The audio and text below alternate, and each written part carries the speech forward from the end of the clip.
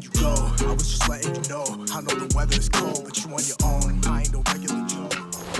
Hello everybody, look where we are. We are in the forest and it's snowing, it's full of powder, and these are my favorite days.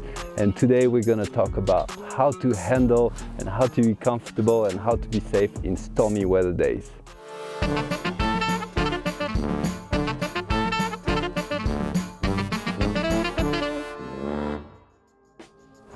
On a storm weather day, it's wet, it's rough, it's windy. That's where you're going to be putting your gear at work, and that's where it's going to be the most important. Pretty obvious, but make sure that you don't have any snow coming anywhere. So your gloves should be tucked in your sleeves. You should have a good neck warmer with everything tight.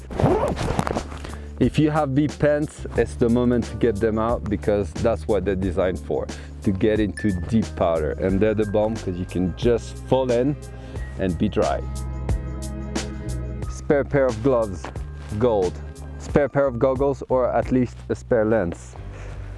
Spare hat and a spare neck warmer. This is your kit on a stormy weather day.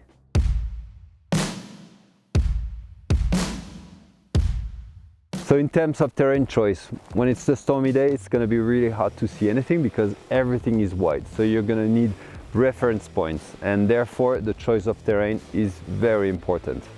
Depending on where you are, if you can go and hide in the woods, it's always the best case scenario. And to me, that's the kind of days that I love the most because you're in the forest, it's super stormy, there's such a special atmosphere, and you actually see really well because there is contrast with the trees. Riding in the forest is also good in terms of avalanche danger. It's usually a little bit safer until it gets steeper. And one rule that's always true in free riding, and even more true when riding in the forest and especially on a stormy day, is try to stay within visual distance from a companion. Never ride alone, because if it's a storm, you're alone in the woods, you hit a tree, you get stuck onto a tree well, or you get any kind of problem, no one knows where you are. So basically you need to try as much as possible to stop often, regroup, and make sure that you keep the group together. As always, super important to wear a helmet when you're riding in the trees, but it's the same also in the open mountain because you might hit a rock as well. So big fan of the helmet, super important, force yourself to just wear it all the time. It's gonna be always really difficult. Oh, well, stop! If you're in the Alpine on a stormy weather day, then there's gonna be, of course, no visibility. Everything is gonna be really white because you've got white fog, white snow, so it's gonna be really difficult to know where you're at. But most importantly is the fact that there's not going to be any rescue, or rescue is going to be really difficult to come and get you. So I'm going to try to take a huge margin of safety on my itinerary. If I can, I'll try to stay on a run that I know very well and as rocky as possible, because rocks, especially in a couloir, will help you a lot to know where you go and what you're doing.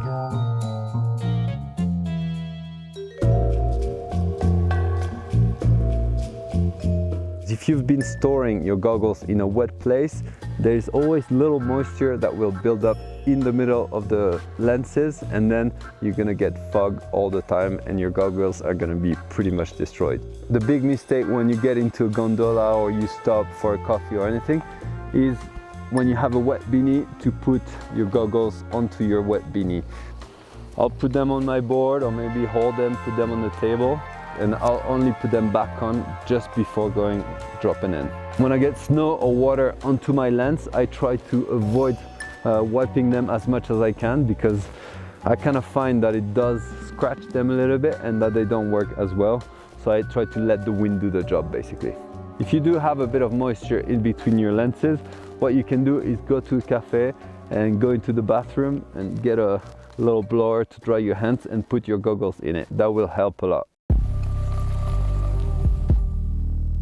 So on a stormy weather day, any rescue in the backcountry becomes a lot more complicated, and it's super important to take that into consideration when you're planning your adventure and in the way that you're acting into the mountains.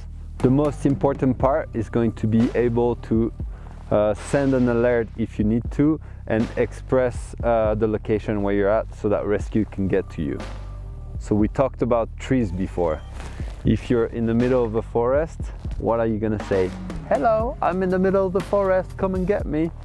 No, if you still have batteries, you can go on your app, on your map app, and it's gonna tell you the coordinates of where you're at, and you can communicate them with a rescue. Radios within your group are once again a great option and a great tool of communication within your group. Pretty obvious, but don't forget that on most backpacks on the chest strap, you're gonna have a little whistle, and that works really, really well. Good old technology. And last but not least, considering the fact that it's gonna be harder for rescue to find you, well, it's even more important to bring an extra layer.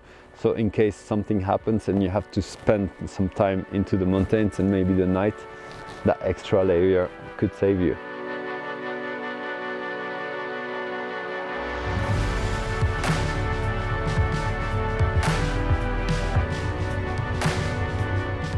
Et voilà, a lot of people might not understand why you go riding on the stormy weather days, but to me, they are my favorite.